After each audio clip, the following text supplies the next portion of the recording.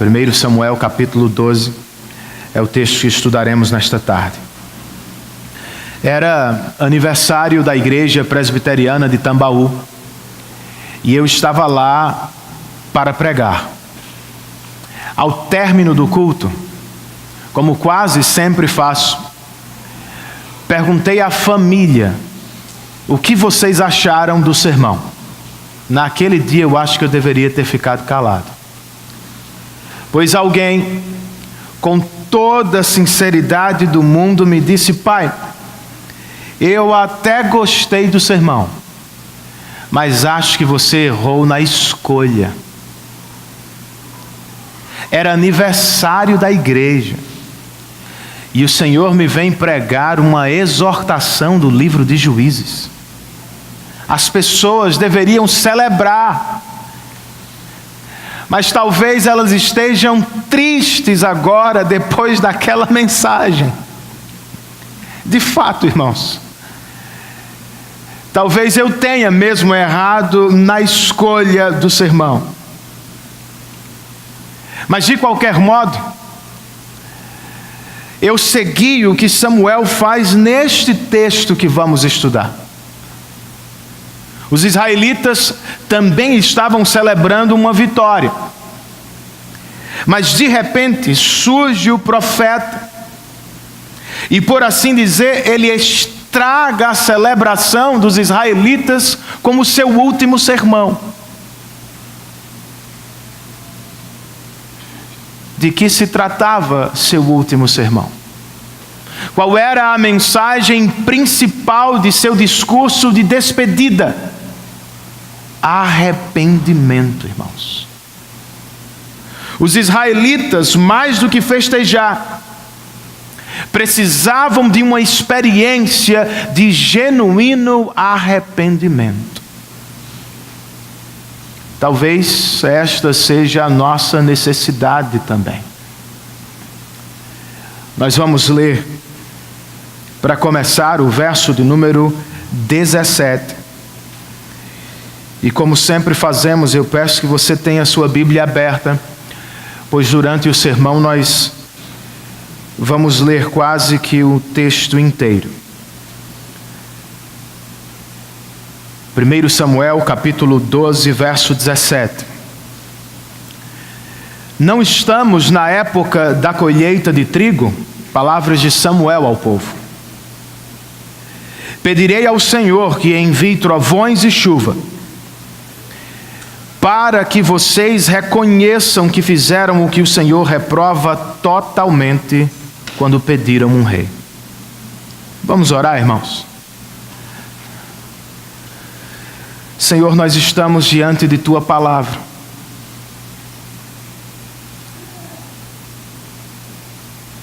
E para ouvi-la, nós queremos pedir a assistência do Teu Espírito. Senhor, desperte as nossas mentes para a seriedade de nossos pecados. Aqueça nesta tarde os nossos corações com a maravilhosa mensagem do Teu Evangelho. Abre as nossas bocas, Senhor, nos capacitando para responder em louvor e gratidão à Tua voz. Nós te pedimos tudo isso no nome de Jesus e para a glória dele. Amém.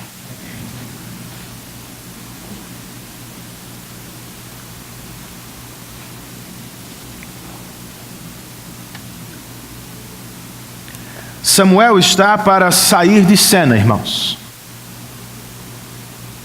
Ele ainda fará algumas aparições importantes. Mas é chegada a hora de entregar a liderança da igreja do AT aos reis de Israel. Antes, porém, de fazê-lo, o profeta reúne o povo para um último sermão. Quais foram suas últimas palavras? Menos preocupado com a própria reputação e muito mais interessado no bem-estar espiritual de sua igreja. Samuel sobe ao púlpito de Israel uma última vez para fazer uma santa convocação aos seus irmãos. Os israelitas podem e devem celebrar a salvação diante dos amonitas. Contudo, eles não podem esquecer a realidade. Pecaram contra Deus e agora precisam de arrependimento. Esta é também a nossa vida. Por graça de Deus, também podemos celebrar em muitos momentos. É certo, é lícito que o façamos. Mas não podemos parar em celebrações, fitar somente as bênçãos que Deus nos dá. Precisamos olhar para além delas. Precisamos considerar seriamente a possibilidade de termos pecado contra o Senhor. É tempo, irmãos, de vivermos um genuíno arrependimento diante de Deus. A pergunta é: como o viveremos? Como você e eu podemos viver um genuíno e transformador arrependimento? Enquanto ouvimos o último sermão de Samuel, o autor sagrado parece repartir conosco 3 respostas. Para viver um genuíno arrependimento, em primeiro lugar, irmãos, nós precisamos reconhecer nossos pecados. Depois de apresentar a transição do governo de Israel, versos 1 e 2, Samuel se coloca diante do povo para, por assim dizer, ser julgado, avaliado por ele. Quero que você volte os seus olhos comigo para o verso 3 do texto. Quando Samuel diz a Israel: aqui estou. Se tomei um boi ou um jumento de alguém, ou se explorei ou oprimi alguém, ou se das mãos de alguém aceitei suborno, fechando os olhos para a sua culpa, testemunhem contra mim na presença do Senhor e do seu ungido. Se alguma dessas coisas pratiquei, eu farei restituição. As palavras dos israelitas, verso de número 4, foram: tu não nos exploraste nem nos oprimiste. Tu não tiraste coisa alguma da mão de ninguém. Samuel, nas palavras do povo, foi um líder bom e fiel. Ele, contudo, não foi o único, irmãos. O Deus de Israel, muito mais do que seu profeta, também foi bom e fiel com o povo durante o tempo inteiro. É o que encontramos na sequência do sermão de Samuel. Ele se volta primeiro para o Êxodo, verso de número 8. Depois que Jacó entrou no Egito, eles clamaram ao Senhor, e ele enviou Moisés e Arão para tirar os seus antepassados do Egito e os estabelecer neste lugar. Seus antepassados, porém, se esqueceram do Senhor seu Deus. Ele já está no tempo dos juízes agora. Então ele, o Senhor, os vendeu a Sísera, o comandante do exército de Azor, aos filisteus e ao rei de Moabe, que lutaram contra eles. Eles clamaram ao Senhor. E no verso 11, Samuel nos diz: então o Senhor enviou Jerubaal, Baraque, Jefté e Samuel, e os libertou das mãos dos inimigos que os rodeavam, de modo que vocês viveram em segurança. Essa é a história recente dos israelitas, irmãos. apesar de seus muitos pecados, Deus os salvou vez após vez. Mas qual era a situação atual deles nos dias de Samuel? O profeta continua no verso 12. Quando, porém, vocês viram que Naás, o rei dos Amonitas, estava avançando contra vocês, me disseram: não, escolha um rei para nós, embora o Senhor, o seu Deus, fosse o rei. Essa é a acusação de Samuel. Este é o pecado grave com o qual Israel terá de lidar. Nas crises passadas, os israelitas ao menos oraram. Nesta do presente, sequer pensaram em fazê-lo. Nos dias dos juízes, apesar de seus muitos pecados, os israelitas aceitaram e confiaram na liderança de Deus. Aqui, porém,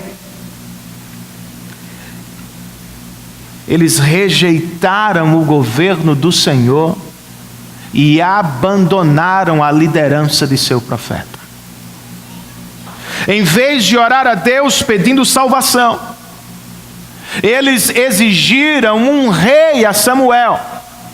Voltaram-se do governo de Deus para o governo humano, como se este último fosse a solução. Foi um pecado grave, irmãos. E Israel precisava reconhecê-lo. Mas há esperança, pois o pregador conclui a primeira parte de seu sermão como o seguinte, versos 14 e 15. Se vocês temerem, servirem e obedecerem ao Senhor, e não se rebelarem contra as suas ordens, e se vocês e o rei que reinar sobre vocês seguirem o Senhor, o seu Deus, tudo lhes irá bem. Todavia, se vocês desobedecerem ao Senhor e se rebelarem contra o seu mandamento, sua mão se oporá a vocês, da mesma forma como se opôs aos seus antepassados. Israel conseguiria. Mais importante ainda, será que nós conseguiremos? Confiaremos no Senhor? Ou será que diante da mais nova crise, como os israelitas, sairemos em busca de soluções humanas e passageiras? Não foi este o pecado de Israel, irmãos? Os israelitas tinham toda a história a seu favor. Uma salvação após a outra. A história deles era a história da salvação. Mas me parece que sofreram de amnésia. Na verdade, foram tomados pela incredulidade. Por vezes, nós vivemos o mesmo pecado, irmãos. É o que acontece ao cristão que, tendo em Deus sua alegria, prefere sair em busca de prazer proibido. É o que acontece com o pastor, que, podendo esperar em Deus, resolve tomar os atalhos, assumir as estratégias mundanas para viver o crescimento ministerial.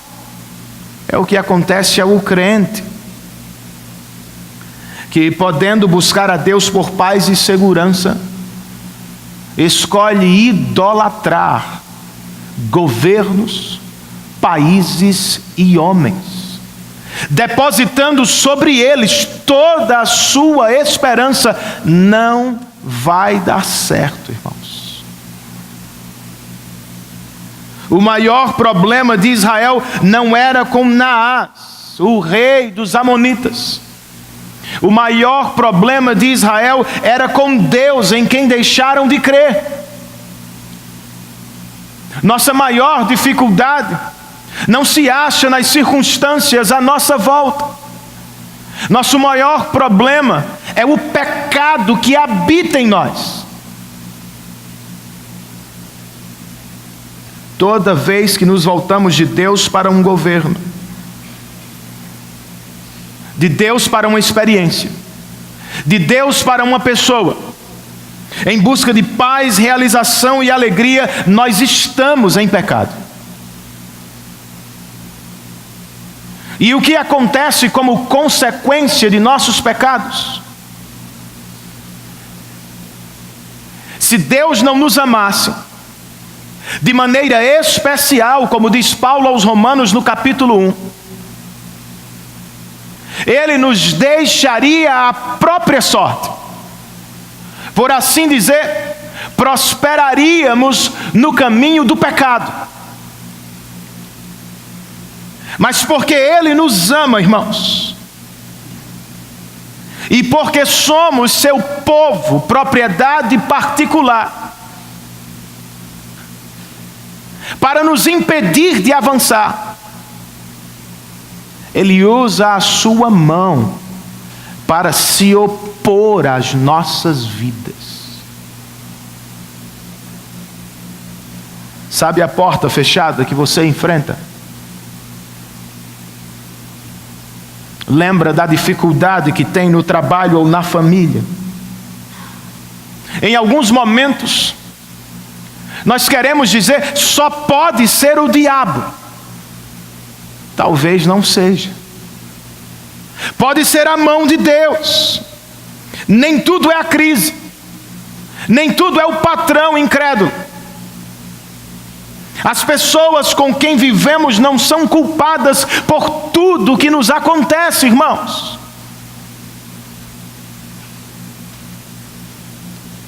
Talvez seja Deus se opondo a mim, se opondo a você. Mas não se desespere. Há mais do que podemos ver em momentos assim. Os israelitas pecaram, rejeitaram o Senhor e seu governo, se voltaram para o homem e sua sabedoria, mas vejam, não é o fim. Mesmo depois do pecado, o próprio Deus lhes diz: se vocês e o vosso rei me seguirem, tudo lhes irá bem outra vez. O que é isso, irmãos? Esperança evangélica para cristãos pecadores.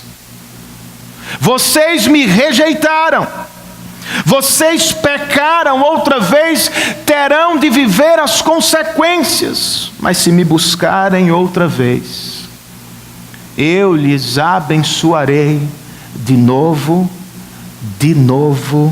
e de novo. Louvado seja o Senhor por isso.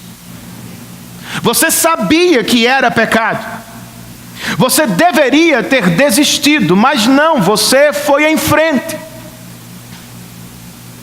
Pecou mesmo assim. Agora, o que é que você faz? Você se volta para Deus em arrependimento. Você tomou a decisão errada. Ao início não percebeu, não viu tudo, mas é possível. Talvez você esteja olhando para as decisões e pensando: eu não deveria ter me mudado. Eu bem que poderia ter tomado outro rumo. Seria melhor se tivesse escolhido outro curso. Eu nunca deveria ter me relacionado com fulano. Algumas decisões, porém, não podem ser mais mudadas, irmãos. Nós teremos de viver com elas. e de conviver com as suas implicações. Se este é o seu caso, o que você faz? Se nitidamente você entende que em um passado mais distante ou mais próximo tomou a decisão errada, o que você faz? Você se volta para Deus em arrependimento. Eis o consolo para os cristãos que saíram do caminho e admitem. Mesmo quando erramos em nossas escolhas e decisões, Deus permanece certo, santo e puro. Eu e você erramos, Deus não. Eu e você saímos do caminho, Ele permanece. Eu e você tomamos decisões erradas, Ele jamais erra. Volte-se para Ele nesta tarde. Ele vai transformar uma decisão errada de Israel, a escolha por Saul, em uma das maiores dádivas para a igreja, a descendência de Davi. Deus pode mudar a sua história para a glória do nome dele. O que precisamos fazer? Reconhecer os nossos pecados perante o Senhor. Mais do que isso, irmãos, para viver um genuíno arrependimento, nós também precisamos temer a Deus. Samuel ainda está pregando. Ele se acha de pé perante a congregação de Israel. Mas ele me parece mudar de estratégia. Por assim dizer, o pregador vai da pregação expositiva simples para o uso dos recursos visuais. Quem sabe um data show. Ele tem pregado, mas os israelitas não estão ouvindo. Ou ouvem, mas não entendem. Então, para ajudá-los, Samuel diz nos versos 16 e 17: agora, preparem-se para ver. Vocês já ouviram demais.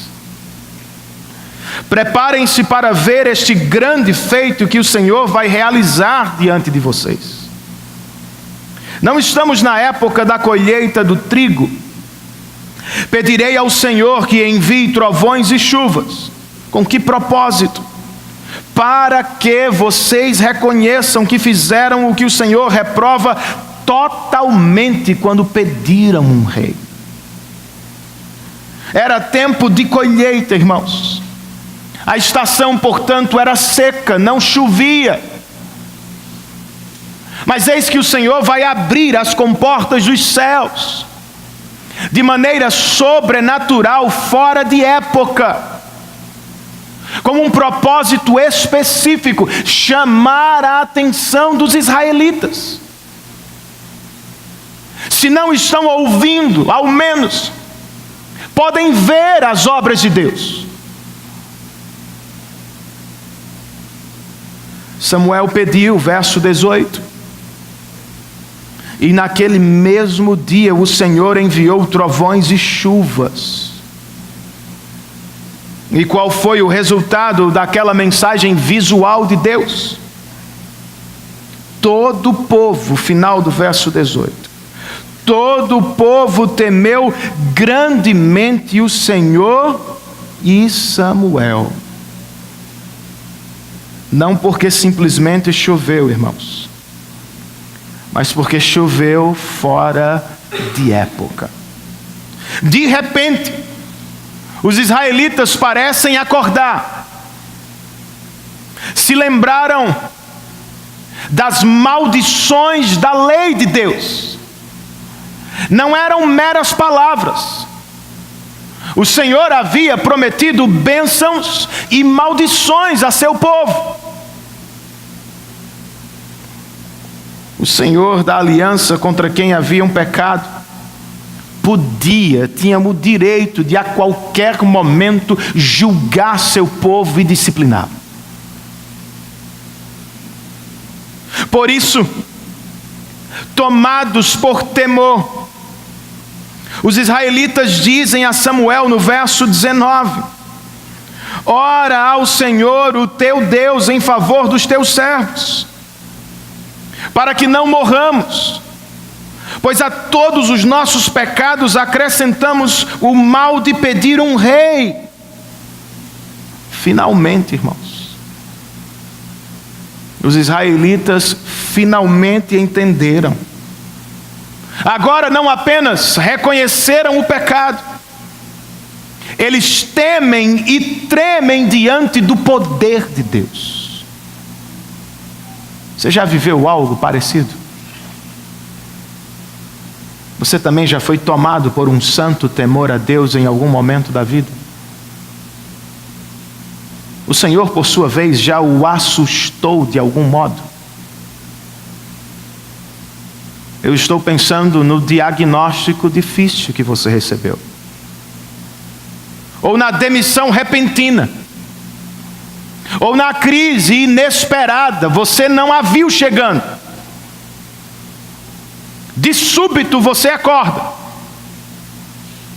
Estou pensando muito mais nos nossos pecados, irmãos. Pois como Israel, às vezes nem nos damos conta do que estamos fazendo. E em outros momentos até sabemos, mas não acreditamos que Deus vai nos punir.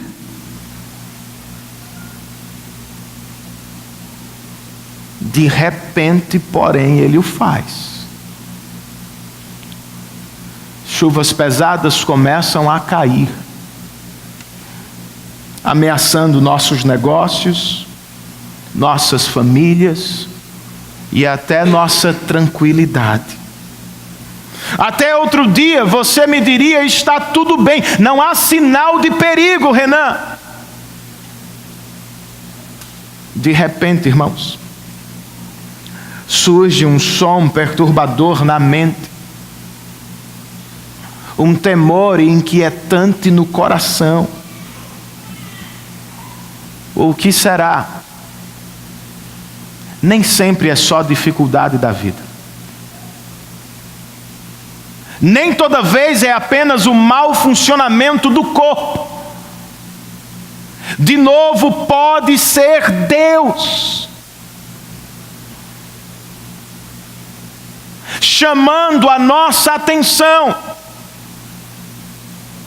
para a seriedade de nossos pecados. Ele faz isso, Renan. Um pastor presbiteriano, Dale Davis, escreve o seguinte, irmãos: como Deus poderia levá-lo a ter medo de sua idolatria, a ficar alarmado com o perigo, a sentir repulsa pelo pecado? Ele responde: Deus o faz dando-lhe uma amostra de como o pecado cheira mal. A esperança do genuíno arrependimento nasce, conclui o mesmo pastor, quando tomamos conhecimento de sua seriedade. É o que você está vivendo nos últimos dias. O rastro do pecado alcançou a sua casa. O perigo do pecado de repente bateu à sua porta. Seu casamento quase acabou por ele. Sua carreira foi interrompida por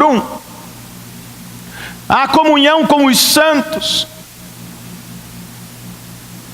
foi atrapalhada por 1, 2 ou 3 pecados do seu coração.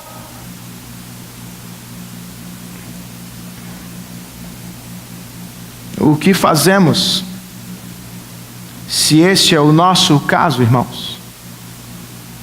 Nós seguimos os passos dos israelitas. nós procuramos por um mediador. Os israelitas, uma vez tomados por temor, pediram: Samuel, ora ao teu Deus em favor do povo. Percebam isso. Os israelitas eram o povo da aliança.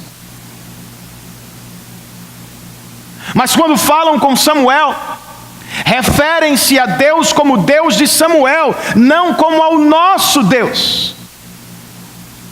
O pecado cega, irmãos. Mais do que isso, ele amedronta cristãos.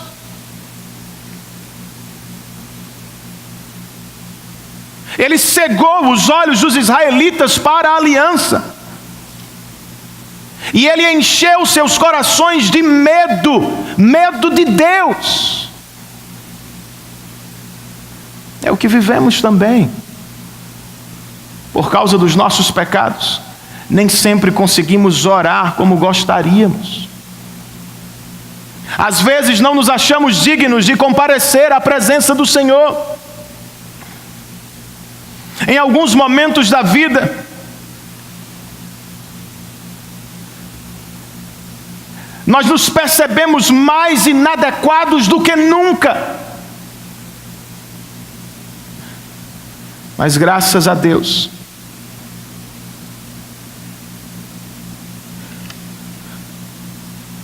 pois como os israelitas nós temos um mediador, irmãos. Na verdade nós temos o grande e maravilhoso mediador. Diferentemente de Samuel, que embora fosse piedoso, ainda era um pecador, Cristo Jesus é o nosso perfeito e supremo mediador. Seu sacrifício foi de tal maneira puro e santo, que foi capaz de nos tornar propícios a Deus. Diferentemente de Samuel, e na verdade de todos os profetas, reis e sacerdotes do Antigo Testamento, Cristo Jesus é o nosso mediador eterno. Percebam, ele não envelhece como Samuel. Ele não oscila como o rei Davi. Ele não nos deixa ansiosos como o rei Uzias da sua morte. Ele está sempre de pé ao lado de Deus o Pai, de onde, como diz o autor de Hebreus, ele intercede por nós para sempre. Diferentemente de Samuel, irmãos, pregador poderoso em obras e palavras, mas incapaz de mudar os corações de seus ouvintes, as palavras de Cristo Jesus, o nosso mediador, são vida e espírito.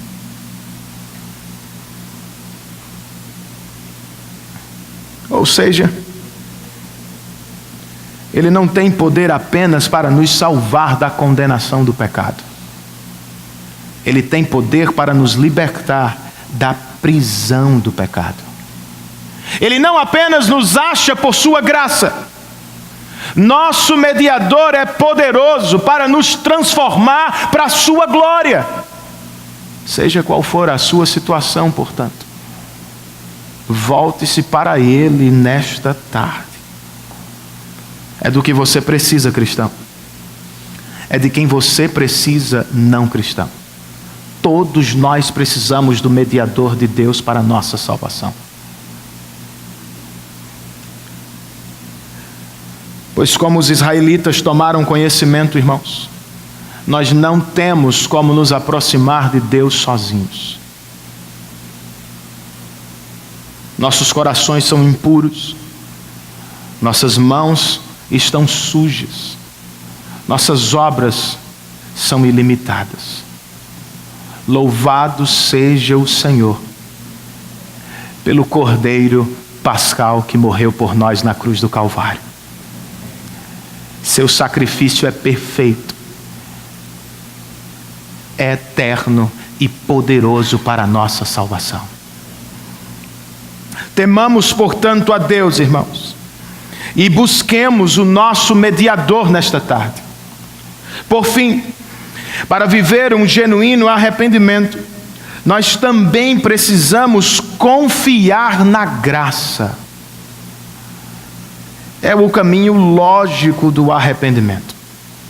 Reconhecer o pecado, temer a Deus e confiar na graça maravilhosa do Senhor. E é o que também encontramos ao final deste texto. Vocês se lembram, Deus fez chover em uma época de escassez, quase que derrubando todas as plantações de Israel. As pessoas foram tomadas por temor, ficaram assustadas e algumas, como diz o narrador, tiveram a impressão de que o Senhor estava mesmo para fulminá-las. De maneira impressionante.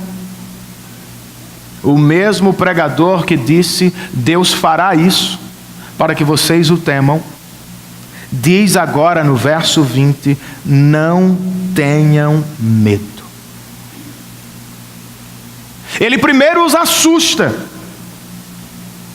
os leva ao precipício do juízo, os coloca perto da pesada mão de Deus. E quando eles sentem o mau cheiro do pecado, quando são tomados pela realidade do que fizeram, quando pensam que estão perdidos, a graça de Deus surge, irmãos. Não tenham medo. Por que não? A resposta está no verso de número 22. Este verso merece ser memorizado, grifado. Use-o durante a semana. Por causa de seu grande nome, o Senhor não os rejeitará. Pois o Senhor teve prazer em torná-los o seu próprio povo. Vocês rejeitaram a Deus. Fiquem tranquilos. Ele não fará o mesmo com vocês. Louvado seja o nome do nosso Deus, irmãos. Por amor à aliança que fez, ao próprio nome que está sobre a igreja,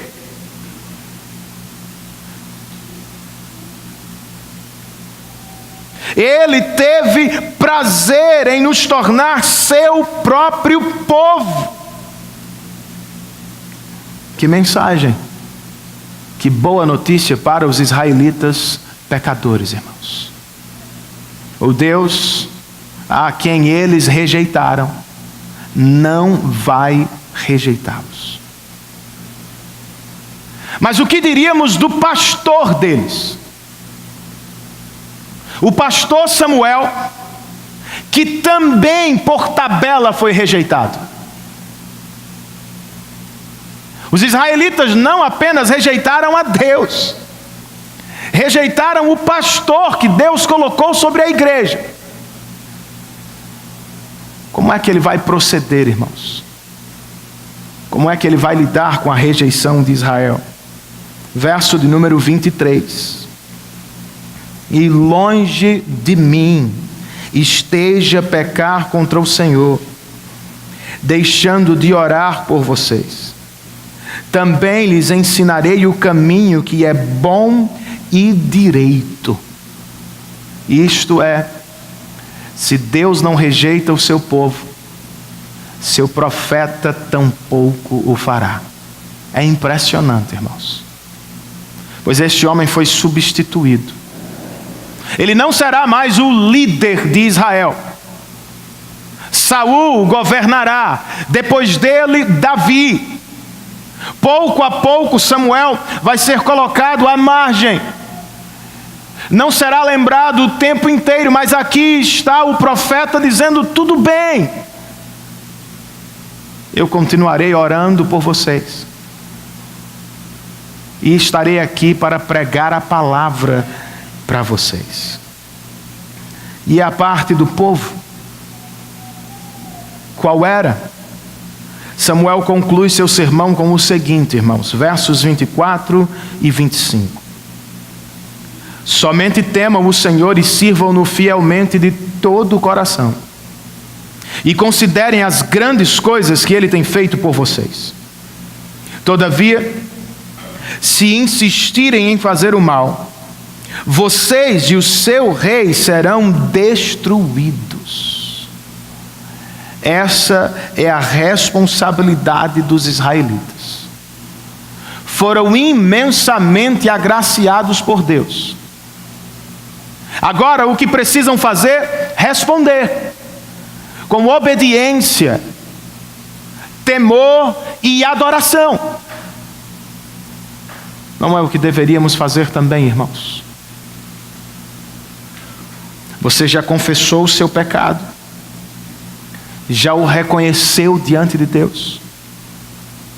Você já foi tomado pelo santo temor da presença do Senhor? O que lhe resta fazer agora? Confiar na maravilhosa graça de Deus. Mas verdade seja dita, nem sempre conseguimos. Em alguns momentos somos enganados por nosso próprio coração enganoso. Em outros somos assaltados pelas acusações de Satanás. Ora, ficamos atordoados com pensamentos que nos humilham. Ora, paralisamos com medo e vergonha de Deus.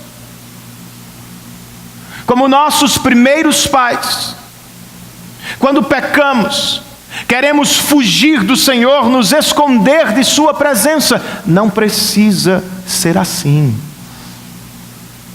Eu e você podemos nos apropriar da graça de Deus nesta tarde. Nós podemos, na verdade, nós devemos atender a mensagem de Samuel. Não tenham medo dele. Por causa de seu nome, Ele não vai rejeitá-los. Por sua imensa graça, Ele resolveu nos tornar seu próprio povo. Eu sei, você não merece. Eu também não. Mas nossa salvação é obra da graça de Deus, revelada em Cristo Jesus.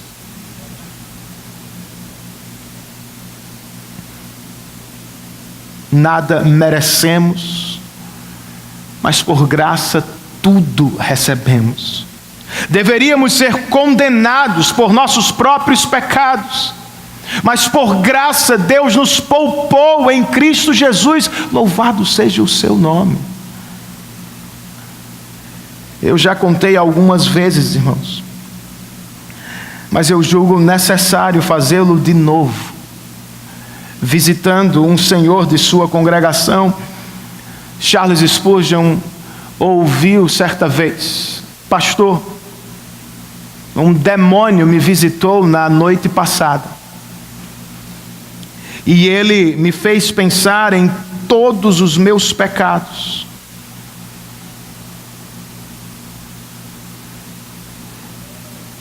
Me impelindo à sensação de que eu não era filho de Deus. Já viveu algo assim? Spurgeon o interrompeu e imediatamente perguntou: mas o que você disse a ele? Como se defendeu das acusações dele? Pastor, eu primeiro concordei com ele sobre os meus pecados. Imediatamente depois eu disse: mas quanto à minha salvação, você tem que subir aos céus para falar como Salvador. Ela não é conquista minha. Ela é obra soberana e exclusiva da graça de Deus. Agarre-se ao Evangelho de Cristo Jesus, meu irmão.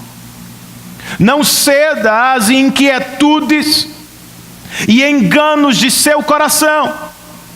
Não dê ouvidos à acusação do inimigo de nossas almas. Nós somos salvos por causa de Cristo e não por causa da qualidade de nossa fé, constância dela, perfeição de nossos atos.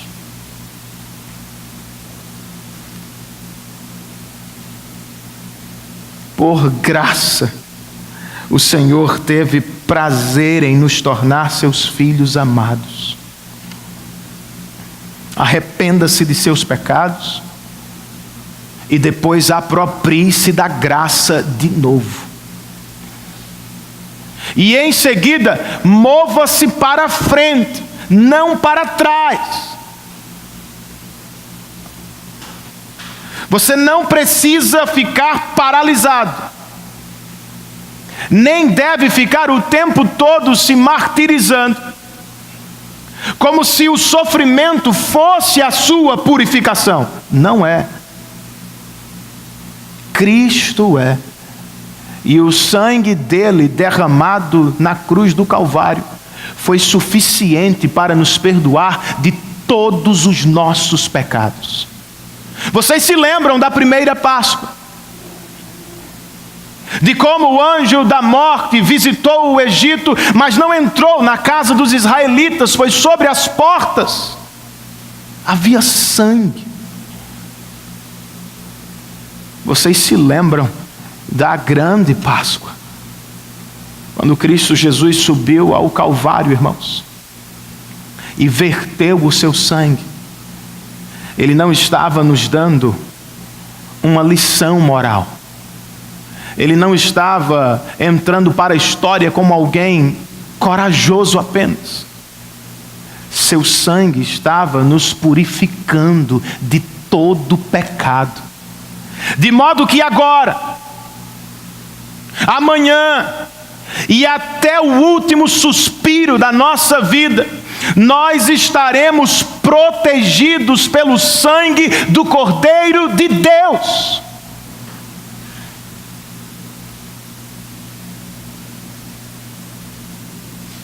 Portanto, você pode se movimentar para frente. Ainda terá de colher as consequências de seus pecados, mas não precisa parar por causa deles. Como disse o pregador Samuel, somente temam o Senhor e sirvam-no fielmente. Considerem as grandes coisas que Ele tem feito por vocês. Eis para mim um culto, irmãos. Temam o Senhor, sirvam-no fielmente e se reúnam para considerar os grandes feitos do Senhor. É o que estamos fazendo.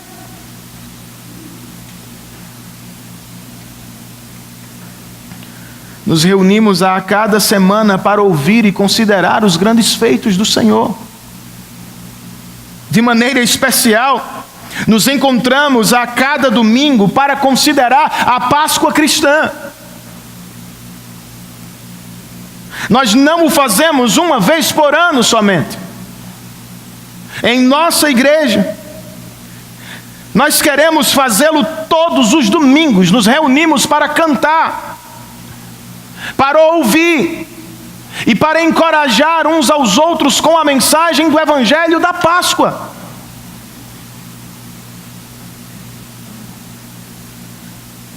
Eis também porque temos igreja, irmãos. Como os israelitas, nós temos um problema de memória. Muito facilmente nos afastamos do Evangelho. Nos esquecemos dele. Somos envolvidos por falsos deuses. Pouco a pouco nosso coração é seduzido. Nos encantamos com novas propostas de salvação existencial. Criamos novos ídolos diante de quem nos prostramos. Ah, se não houvesse igreja, você estaria longe dele e eu também. Louvado seja o Senhor por sua igreja. Pois a cada semana ela é um instrumento de Deus para nos lembrar de seu precioso Evangelho. Eis aqui uma razão para valorizar a sua igreja local. Eu sei, ela não é perfeita, obviamente tem problemas. A igreja é de Deus, mas é feita por você e por mim.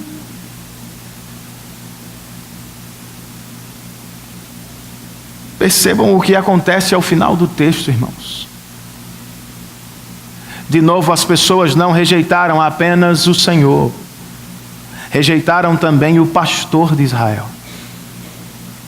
Bem, isso tem acontecido inúmeras vezes na história. O que mais me impressiona, no entanto, é a postura do pastor. Ele fora rejeitado, fora trocado, mas onde está o pastor? Dentro ou fora da igreja? Samuel não troca de igreja, irmãos. Ele não sai da igreja. Ele foi rejeitado pelo povo, mas pela graça de Deus, ele imita o Senhor e permanece. Eu acho que precisamos aprender com ele. A igreja é a família de Deus, irmãos. É a noiva do Cordeiro. Diz Paulo aos Efésios em sua despedida: Deus derramou o sangue de seu Filho pela igreja.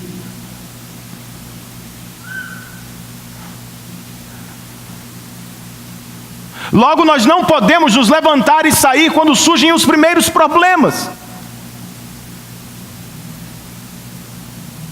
A igreja insiste, a igreja persevera, a igreja fica, sofre, mas cresce junta no poder do Espírito Santo de Deus.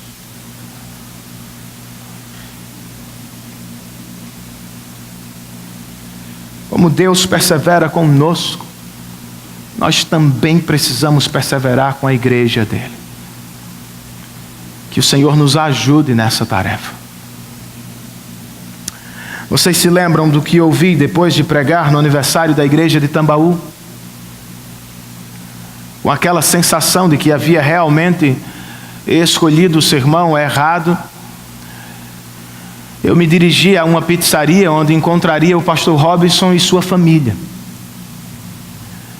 Bem, se minha família não tinha gostado tanto do sermão, imagine o pastor e a igreja dele. Mas pela graça de Deus, as primeiras palavras dele foram: Renan, muito obrigado por esse sermão de Juízes. Foi exatamente o que precisávamos ouvir hoje. Não é isso, irmãos?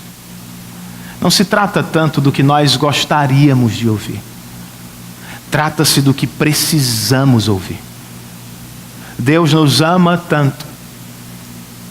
Amava tanto a igreja do Antigo Testamento, que foi capaz de interromper uma festa para chamar um culto de arrependimento.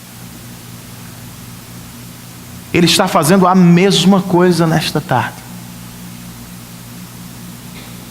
Por meio de sua palavra e por obra invisível, mas real de seu Espírito, o Senhor está nos chamando ao arrependimento.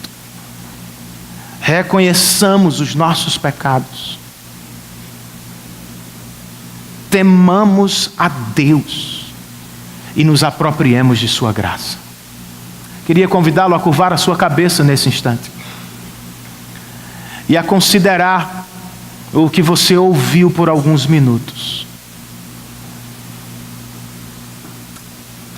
Senhor, tu nos sondas e nos conhece. Diz o Salmo de número 139. Tu sabes quando nos levantamos, quando nos deitamos. Tu conheces as palavras de nossas bocas antes que qualquer uma delas surja. Tu sabes quem somos, o que fizemos, o que gostaríamos de fazer. Não há porquê, ó Deus, nos escondermos de Ti. Não teríamos como. Diante de Ti, diz o autor aos Hebreus, nós estamos completamente sem roupas.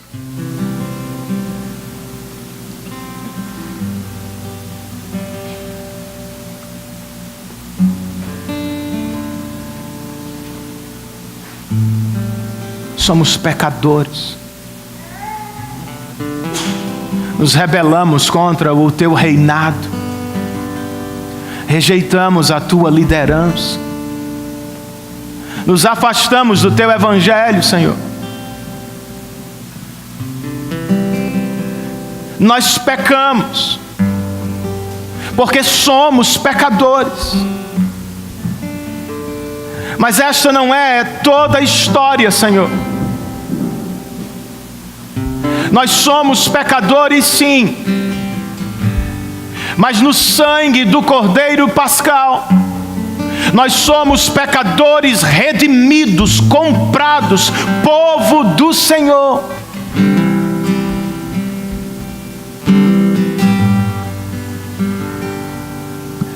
Por isso, por causa de Cristo, nós nos aproximamos do Teu trono, pois Ele já não é mais um trono de juízo sobre nós.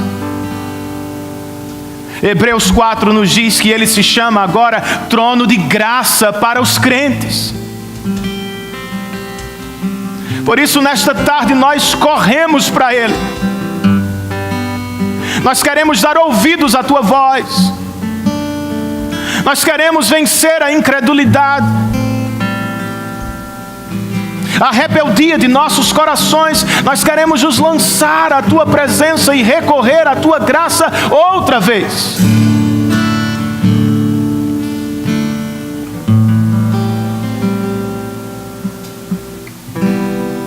Promove em nossos corações, ó Espírito, um genuíno arrependimento,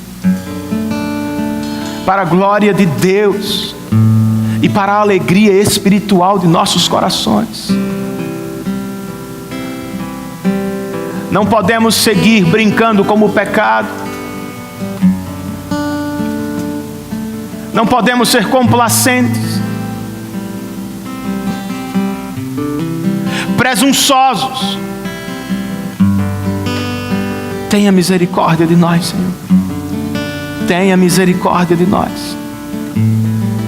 Maravilhoso mediador, nós nos escondemos em Ti.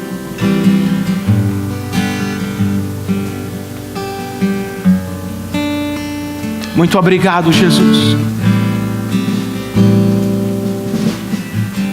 por tão grande salvação operada por nós na cruz do Calvário. Agora, Senhor, nos dê a alegria do Teu Espírito.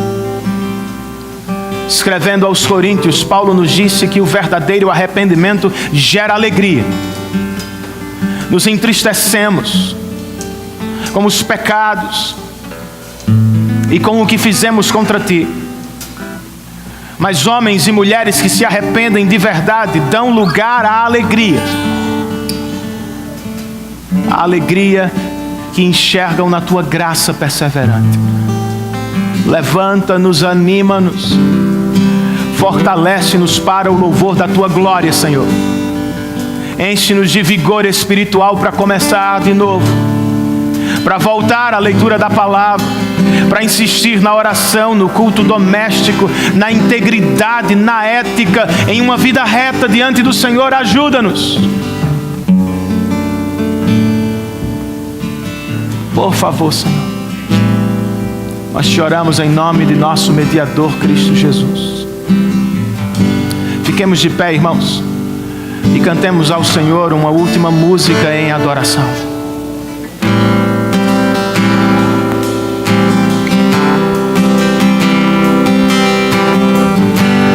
Leão de Judá, raiz de Davi, assentado no trono do universo está. O Cristo de Deus,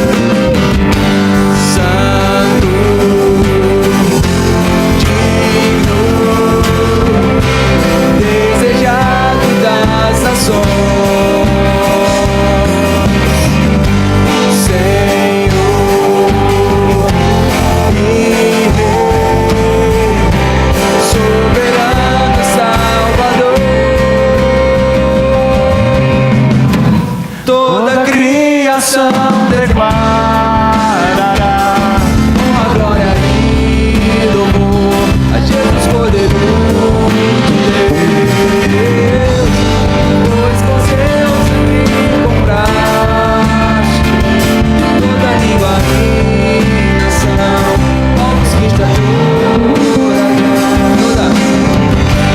toda criação declara honra, glória e louvor.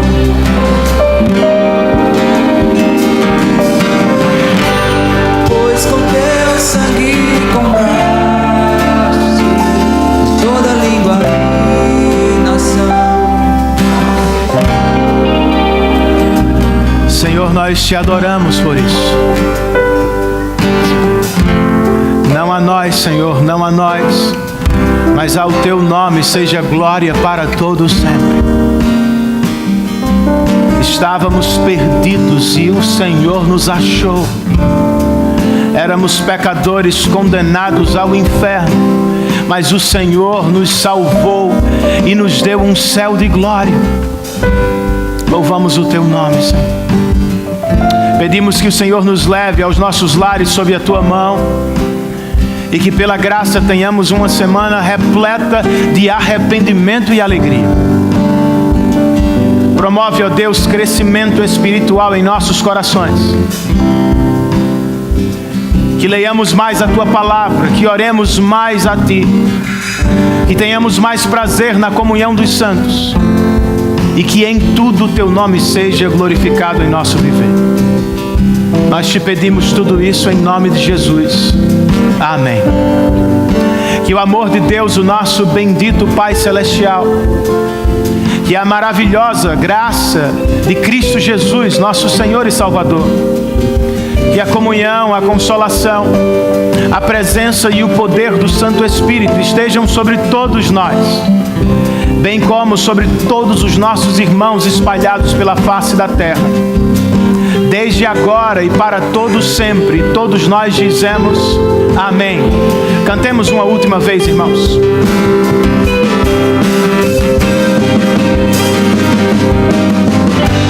Toda criação declara